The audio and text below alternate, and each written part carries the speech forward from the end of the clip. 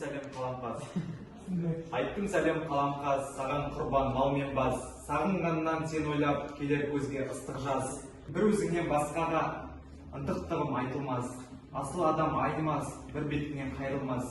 Көрмесем де көрсем де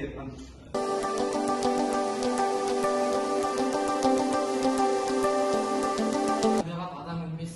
Өлсе өлер табиғат адам өлмес. Ол бірақ қайтып келіп ойнап білмес. Мені мен менікінің айрылғанын өлді деп ат қойыпты өңкей білмес.